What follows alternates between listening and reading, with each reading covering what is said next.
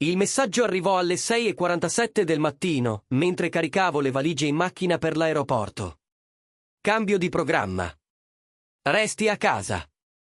I bambini vogliono il loro vero papà in questo viaggio. Rimasi a fissare quelle parole sullo schermo del telefono, il caffè che si raffreddava nella mano, e realizzai che 7 anni passati a fare il padre per figli che non erano miei si erano appena conclusi con un messaggio. Mi chiamo Brandon Mitchell. Ho 39 anni. E fino a quel martedì mattina di giugno, pensavo di avere tutto sotto controllo. Avevo sposato Jessica 4 anni prima, ma ero entrato nella vita dei suoi figli già da 3 anni, aiutando con i compiti, allenando la squadra di baseball, assistendo a interminabili concerti scolastici in cui suonavano male il flauto dolce, e io applaudivo come se fossero al Carnegie Hall. Amavo quei bambini come se fossero miei. Ma a quanto pare non è servito a molto quando il loro padre biologico ha deciso di voler rientrare in scena. Ma sto anticipando. Lasciate che torni indietro e vi racconti come un consulente IT di successo, con uno stipendio a 6 cifre, sia finito per essere cacciato dalla sua stessa vacanza da una donna che per anni aveva speso i suoi soldi mentre si riconnetteva di nascosto con il suo ex marito. Questa è la storia di come ho scoperto che a volte le persone per cui sacrifichi tutto sono le stesse che ti buttano via appena arriva qualcuno di meglio. E la storia di cosa è successo quando ho deciso di smettere di essere il piano B e sono diventato l'uomo che se ne va. Se questa storia ti tocca, se ti sei mai sentito sottovalutato o usato dalle persone che amavi di più, fai un favore a me stesso e premi il tasto iscrizione. Lascia un commento sotto raccontando un momento in cui qualcuno ti ha sottovalutato. E schiaccia il like perché questa storia diventa pazzesca e voglio assicurarmi che YouTube la mostri a chi ha bisogno di sentirla. Conobbi Jessica Holloway a una raccolta fondi benefica 7 anni fa. Aveva 32 anni, lavorava come responsabile d'ufficio in uno studio dentistico e aveva 2 figli dal suo precedente matrimonio. Tyler aveva 6 anni, Emma 4. Bambini bellissimi, con i capelli biondi e gli occhi azzurri della madre. Jessica era da poco divorziata da Connor Westfield, che aveva abbandonato la famiglia 2 anni prima per inseguire una carriera musicale a Nashville. L'ultima volta che ne avevo sentito parlare, Connor suonava in bar di bassa lega per le mance e mandava assegni di mantenimento che più spesso rimbalzavano che venivano incassati. Jessica sembrava avere tutto sotto controllo nonostante il divorzio difficile. Era organizzata, responsabile, brava con i soldi, il tipo di donna che preparava i pasti la domenica e aveva un calendario a colori per le attività dei bambini. Mi attirava la sua competenza, il modo in cui gestiva la vita con precisione militare nonostante fosse una madre single che lavorava a tempo pieno. Il nostro primo appuntamento fu un caffè che si trasformò in cena e poi in una conversazione di 4 ore su tutto, dai libri preferiti ai rimpianti più grandi. Mi parlò di Connor, di come le avesse promesso il mondo e consegnato solo delusioni, di come avesse scelto i suoi sogni invece della famiglia, di come i bambini lo ricordassero a malapena perché era stato assente anche prima del divorzio. Volevo essere diverso. Volevo essere l'uomo che restava, che si faceva vedere, che manteneva le promesse. Mio padre era morto quando avevo 10 anni, e ricordavo cosa significava crescere senza quella presenza. Se potevo dare a Tyler e Emma la stabilità che a me era mancata, avrebbe avuto un senso. La prima volta che incontrai i bambini, Tyler mi chiese se mi piacciono i dinosauri. Gli dissi che li adoravo. Mi portò tutti i suoi giocattoli di dinosauri e mi fece una lezione di mezz'ora sulla differenza tra erbivori e carnivori. Emma era timida, si nascondeva dietro la gamba della madre, ma alla fine della serata mi mostrava i suoi disegni e mi chiedeva se volevo colorare con lei. Mi innamorai di tutti e 3 quel giorno. Nei 3 anni successivi, entrai nella loro routine. Andavo da loro nei weekend e aiutavo Jessica con i lavori di casa. Portavo Tyler agli allenamenti di baseball e Emma alla lezione di balletto. Leggevo storie della buonanotte, controllavo i compiti e insegnavo a Tyler ad andare in bici senza rotelle. Quando Emma faceva incubi, chiamava me, non sua madre. Quando la squadra di Tyler vinse il campionato, fui il primo a cui si strinse in un abbraccio. Connor, intanto, era praticamente un fantasma.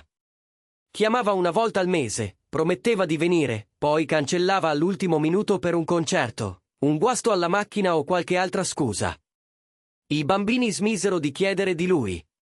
Non aspettavano più alla finestra nei giorni in cui avrebbe dovuto presentarsi.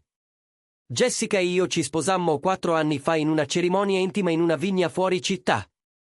Tyler fu il mio paggetto, Emma la damigella. Nei miei voti promisi di amare non solo Jessica, ma anche i suoi figli, di essere il padre che meritavano. Jessica pianse, e pensai fosse per la felicità.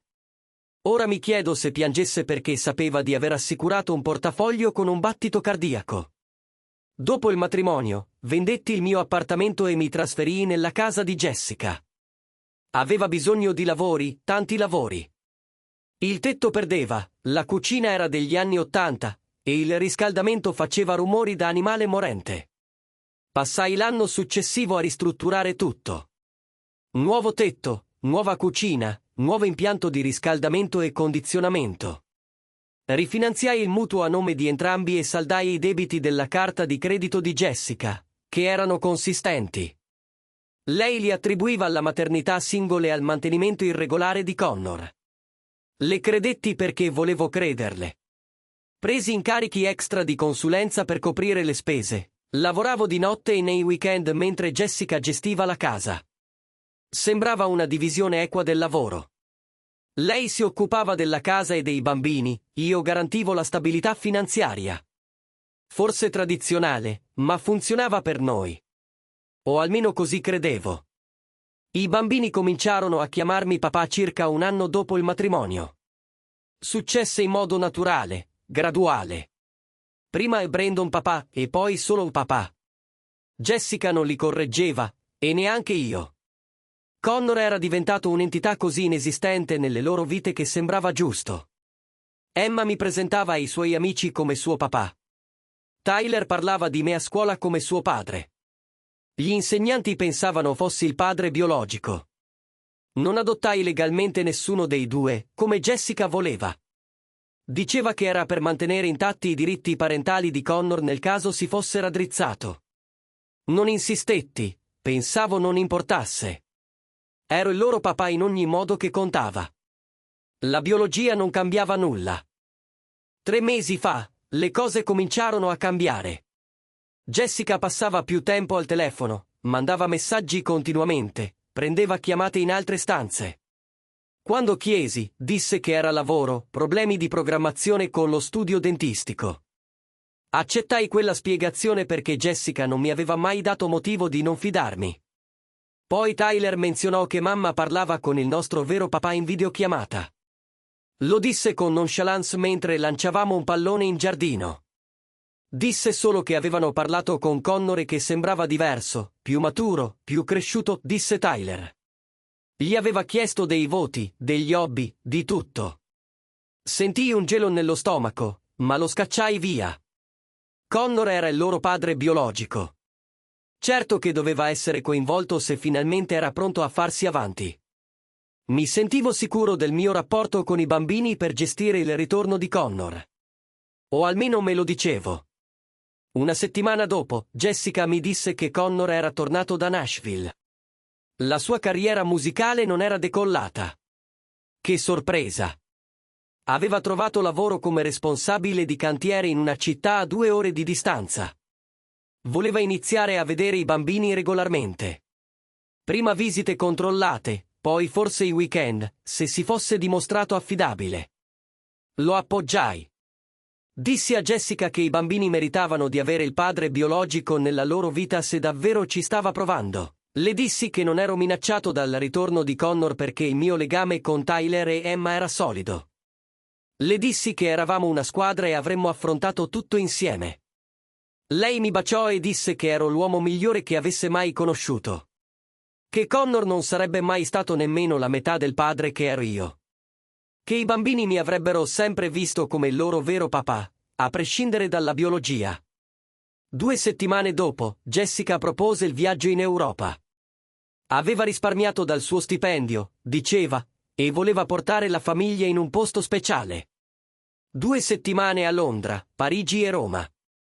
Aveva già cercato gli hotel e preparato un itinerario dettagliato.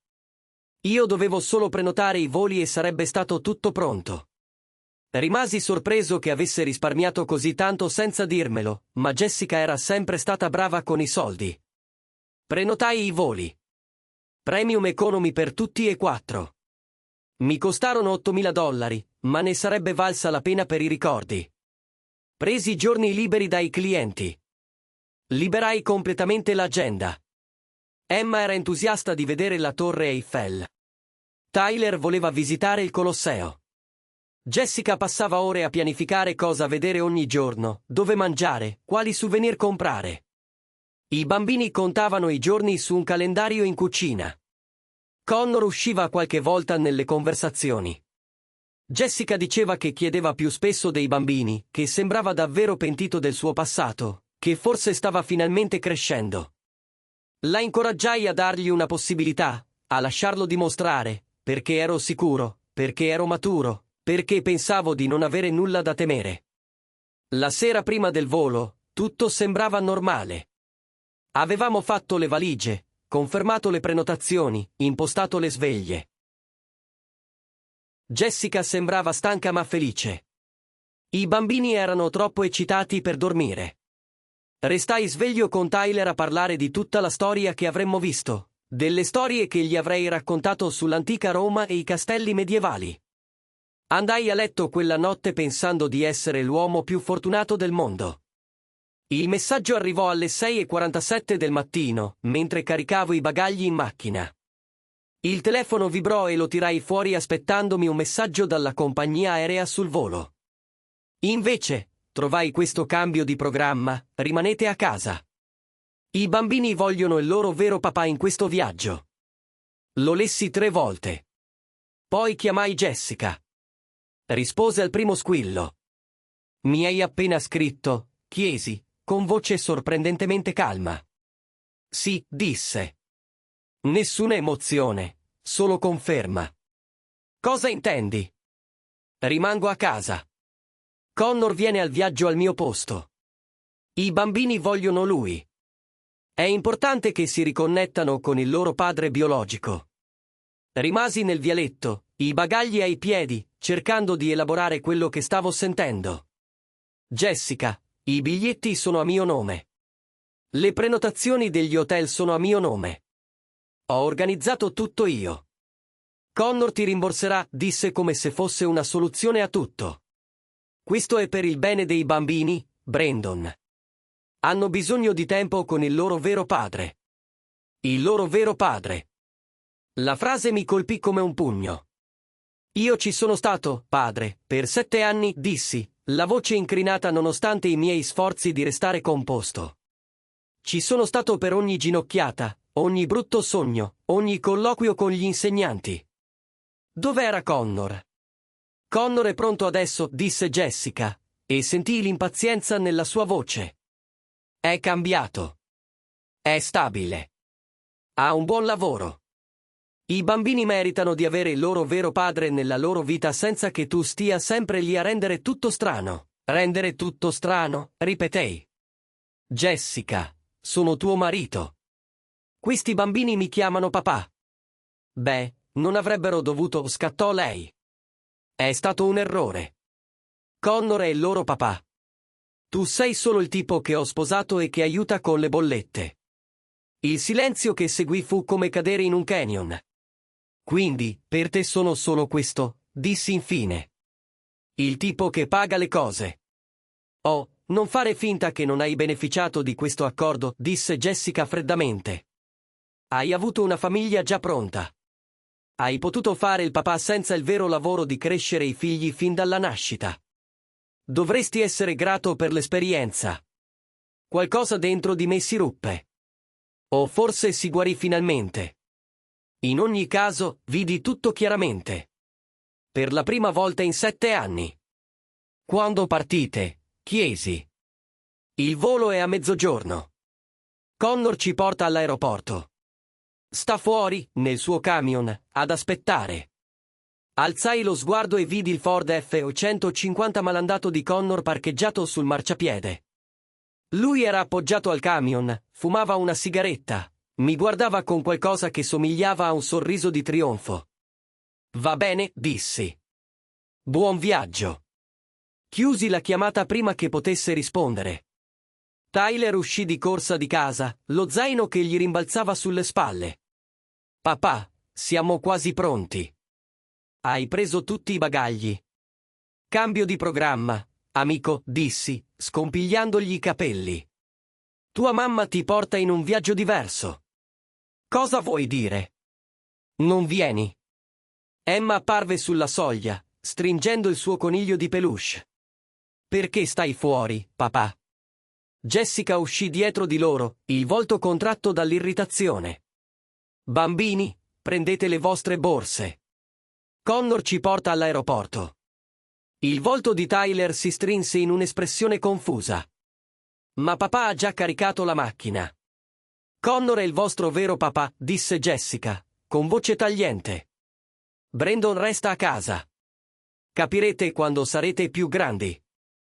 Guardai il volto di Tyler mentre elaborava quella notizia.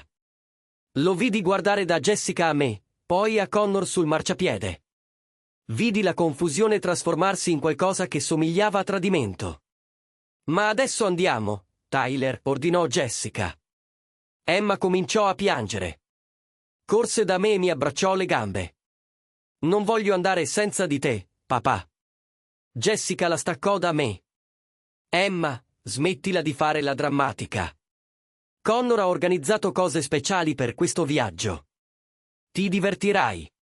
Letteralmente trascinò via Emma da me e portò i bambini al camion di Connor. Connor spense la sigaretta nel mio giardino e aprì la portiera del camion con un sorriso beffardo. Rimasi nel vialetto a guardare l'uomo che aveva abbandonato la sua famiglia partire con mia moglie e i bambini che avevo cresciuto come miei. I bambini che avevo amato come miei. I bambini a cui ora dicevano che non ero il loro vero padre. L'ironia non mi sfuggì. Avevo passato 7 anni a cercare di essere l'uomo che Connor non era mai stato. E nel momento in cui lui decise di farsi vivo, io diventai inutile. Tornai in casa, la casa che avevo ristrutturato, la casa il cui mutuo avevo pagato per 4 anni, e tirai fuori il portatile. Nel giro di un'ora avevo fatto diverse telefonate alla banca, al mio avvocato, alla società di gestione immobiliare con cui stavo valutando di affittare proprietà. Alle 10 del mattino, mentre Jessica, Connor e i bambini salivano su un aereo per Londra a mie spese, avevo messo in atto un piano che avrebbe fatto invidia a un generale militare. La prima chiamata fu alla banca, cancellai l'accesso di Jessica ai nostri conti congiunti, trasferii tutto su un nuovo conto solo a mio nome. Il conto congiunto aveva circa $47.000. Soldi che avevo messo da parte per il college dei bambini e per la nostra pensione. Tutto mio ora, legalmente, dato che avevo guadagnato ogni centesimo. La seconda chiamata fu alle compagnie delle carte di credito. Cancellai lo status di utente autorizzato di Jessica su tutte le mie carte. La carta che aveva portato in Europa stava per essere rifiutata. La terza chiamata fu al mio avvocato, Richard Burke, che aveva seguito il mio primo acquisto di un appartamento e che era diventato un amico negli anni. Gli dissi che volevo iniziare subito le pratiche per il divorzio. Mi chiese se ne fossi sicuro. Gli risposi che non ero mai stato così sicuro di nulla in vita mia. La quarta chiamata fu alla società del mutuo.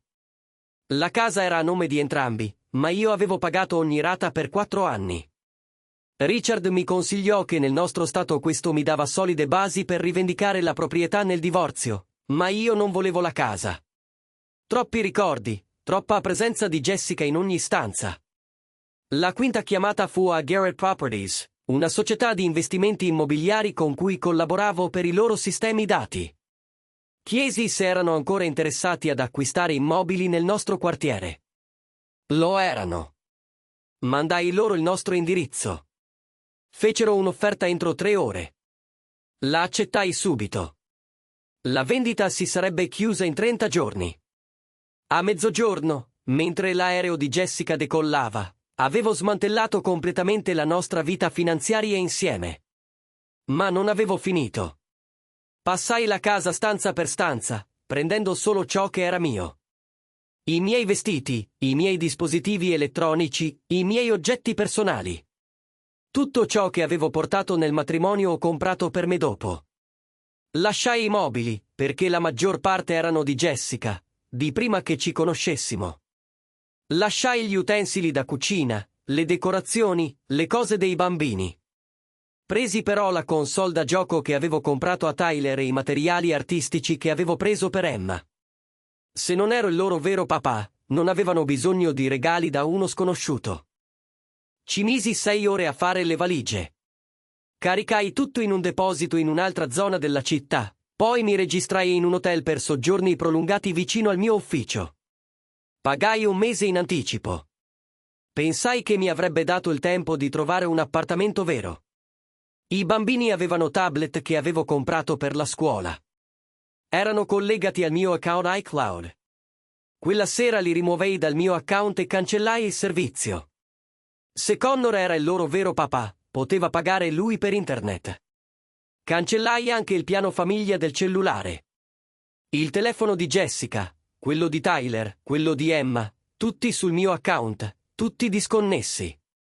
Se la sarebbero cavata quando avessero provato a postare le foto della vacanza su Instagram. I servizi di streaming, Netflix, Disney Plus, HBO Max, tutti cancellati.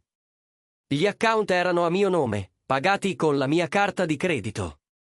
Connor poteva aprire i suoi se voleva fare il fornitore. I conti di risparmio per il college dei bambini che avevo aperto. Io ero il tutore, ma i soldi erano legalmente loro. Quelli li lasciai intatti, perché non sono un mostro. Ma trasferii la tutela a Jessica. Se voleva che Connor fosse coinvolto nella vita dei bambini, poteva occuparsi lui del loro futuro. A mezzanotte avevo cancellato completamente me stesso dall'infrastruttura finanziaria della famiglia. Ogni abbonamento, ogni pagamento automatico, ogni servizio collegato a me era sparito. Quella notte dormii meglio che da mesi. I messaggi iniziarono a arrivare 2 giorni dopo. Il telefono di Jessica non era ancora completamente morto. Doveva avere il roaming internazionale e aveva trovato il wifi in hotel a Londra. Brandon, che diavolo! La mia carta di credito è stata rifiutata a cena. Non risposi.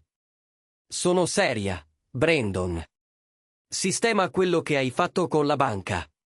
Siamo bloccati in un paese straniero. Ordinai il servizio in camera e guardai un film. Sei incredibilmente immaturo.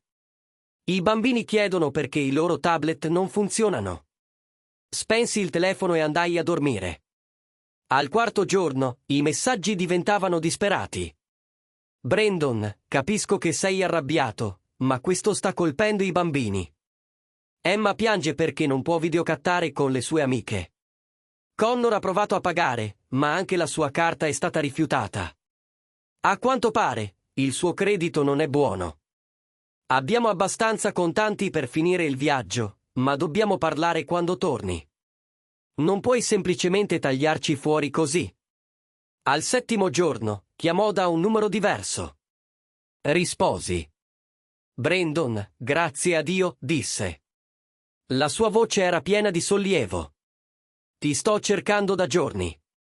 Lo so, dissi calmo. Ho ricevuto tutti i tuoi messaggi. Allora perché non rispondi? I bambini sono confusi e spaventati. I loro tablet non funzionano.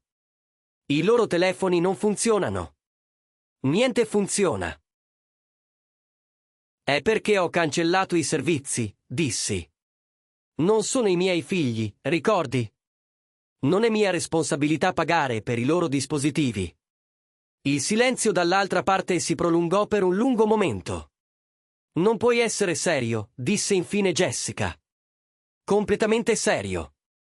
Hai chiarito molto bene che Connor è il loro vero padre. Quindi Connor può essere il loro vero sostegno economico. Brandon, dai. Sei arrabbiato, lo capisco. Ma non puoi punire i bambini per una mia decisione. Non sto punendo nessuno, dissi. Sto semplicemente facendo un passo indietro da un ruolo che tu stessa mi hai detto che non avrei mai dovuto ricoprire. Volevi il loro vero papà. L'hai avuto. Tutto di lui, compresa la sua situazione finanziaria. La sua carta di credito è stata rifiutata, sibilò Jessica. Sai quanto è stato imbarazzante. Non è un mio problema. Dov'è il nostro denaro, Brandon? Il conto cointestato è vuoto. Il mio denaro è nel mio conto, correggo. Non esiste più un conto cointestato. È illegale. Non puoi semplicemente rubare i beni matrimoniali. In realtà, posso, dissi con voce gentile. Chiedi a un avvocato quando torni. Tutto quello che ho fatto è stato completamente legale. I soldi in quel conto li ho guadagnati io durante il nostro matrimonio, ma prima di qualsiasi richiesta di divorzio. Sono miei. Hai fatto causa per il divorzio. La sua voce salì di un'ottava. La documentazione è già stata presentata. Ti sarà notificata al tuo ritorno. Bastardo. Sputò. Bastardo assoluto. Scelta interessante di parole da parte di chi ha cacciato il marito da una vacanza in famiglia con un messaggio di testo. I bambini hanno bisogno di te, Brandon. I bambini hanno bisogno del loro vero papà, correggo, che evidentemente non sono io.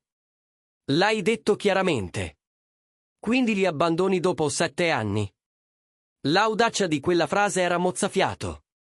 Jessica, mi hai letteralmente sostituito con un altro uomo in una vacanza di famiglia. Hai detto ai tuoi figli che non sono il loro vero padre.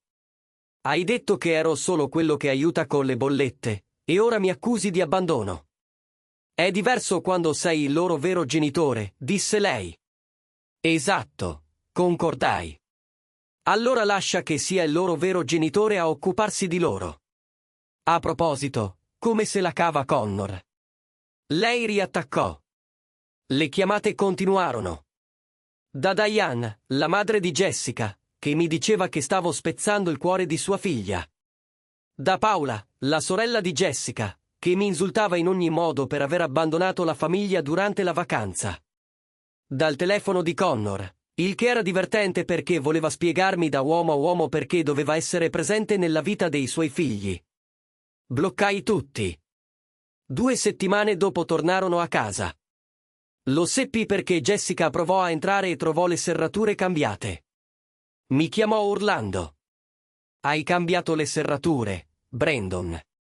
Questa è casa mia. In realtà, sta per diventare casa di Garrett Properties, dissi. L'ho venduta. Il rogito è tra 2 settimane. Il suono che emise non era del tutto umano. Non puoi vendere la mia casa.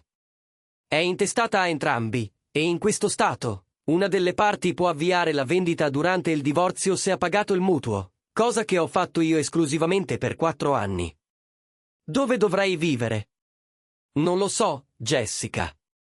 Forse Connor ha un posto. Dopotutto è il vero padre. Sicuramente ha sistemato l'alloggio.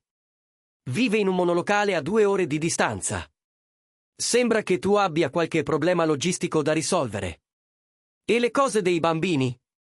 I loro giocattoli, i loro vestiti, le loro stanze.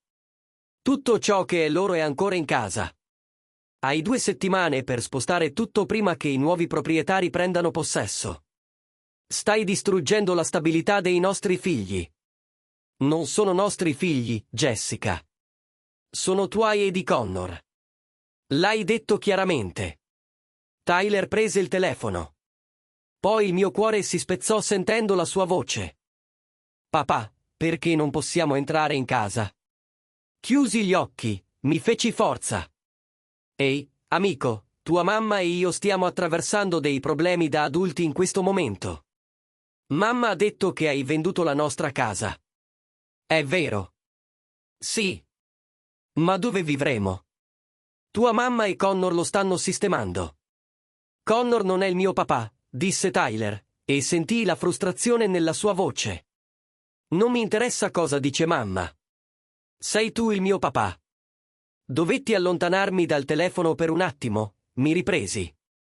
Tyler, ti voglio bene. Voglio bene anche a Emma. Non è cambiato nulla. Ma tua mamma ha preso una decisione su cosa fosse meglio per voi, e io devo rispettarla. È stupido, disse. E sentii che stava piangendo. Tutto è un casino e non capisco perché. A volte gli adulti complicano le cose, dissi. Mi dispiace che tu sia nel mezzo. Jessica riprese il telefono. Sei contento ora?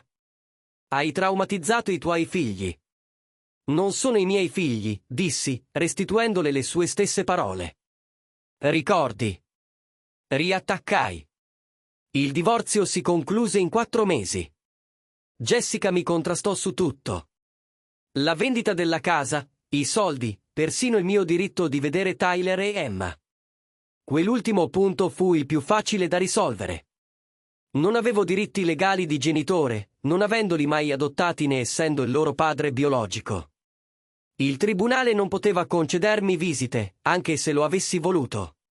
Jessica ottenne metà del ricavato della vendita della casa, circa $85.000 dopo la divisione e il pagamento del mutuo.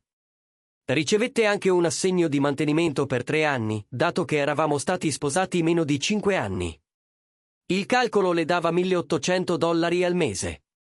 Se lo aspettava molto più alto. Il suo avvocato aveva chiesto metà di tutto, compresi i miei conti pensionistici e i beni aziendali.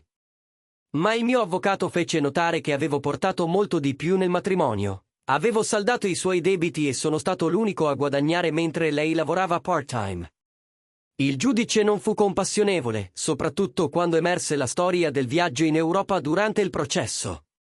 Connor, prevedibilmente, sparì di nuovo, fuori dai giochi entro 3 mesi. Si scoprì che essere un vero papà è più difficile che presentarsi per una vacanza. Smetteva di pagare gli alimenti al 2° mese, smise di presentarsi nei weekend al 3. L'ultima volta che seppi, era tornato a Nashville per riprovare con la musica. Jessica finì per affittare un appartamento con 2 camere in una zona meno desiderabile della città. Dovette trovare un lavoro a tempo pieno con orari più lunghi. I bambini dovettero cambiare scuola a metà anno perché non poteva più permettersi la casa. Tyler provò a chiamarmi qualche volta dal telefono di amici. Risposi una volta e mi chiese se sarei mai tornato. Gli dissi di no, che sua madre aveva preso decisioni che non si potevano annullare. Pianse e mi disse che era dispiaciuto. Gli dissi che niente di tutto questo era colpa sua.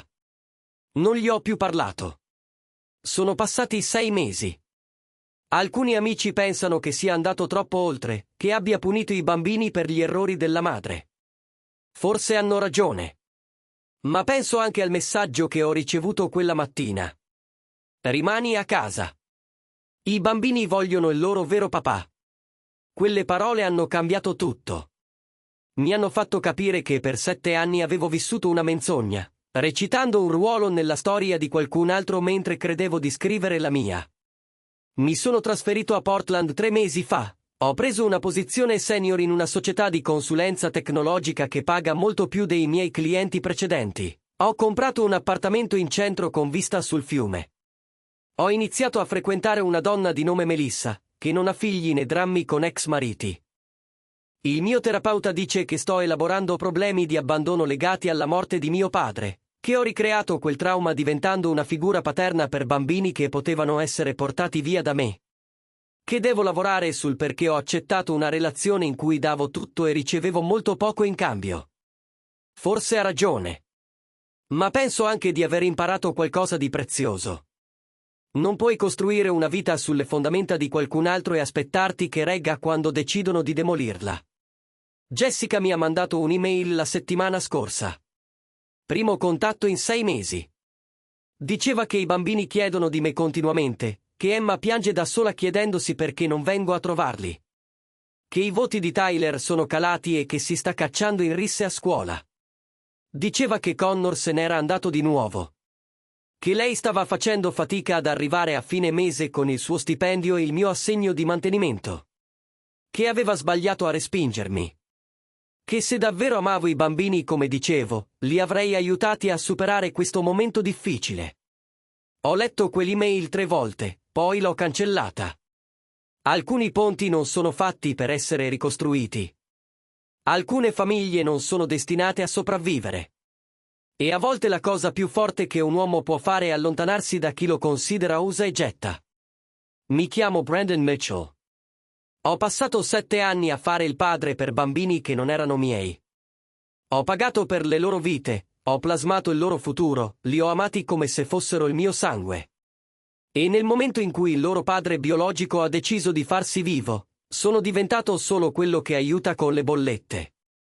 Così ho smesso di aiutare, di pagare, di recitare un ruolo per cui non avrei mai avuto riconoscimenti. La gente dice che ho abbandonato quei bambini. Forse è vero, ma preferisco pensare di aver finalmente imparato a volermi abbastanza bene da allontanarmi da chi non mi apprezzava. I bambini volevano il loro vero papà. L'ho dato loro esattamente. Se questa storia ti ha fatto riflettere su famiglia, sacrificio e su quando è il momento di andarsene, metti un like e iscriviti al canale. Lascia un commento qui sotto su un momento in cui hai dovuto fare una scelta difficile tra il tuo benessere e le aspettative degli altri. E condividi questo video con qualcuno che ha bisogno di sentire che a volte è giusto mettere se stessi al primo posto, perché a volte il più grande atto di rispetto verso se stessi è rifiutare di accettare un ruolo da comparsa nella propria vita.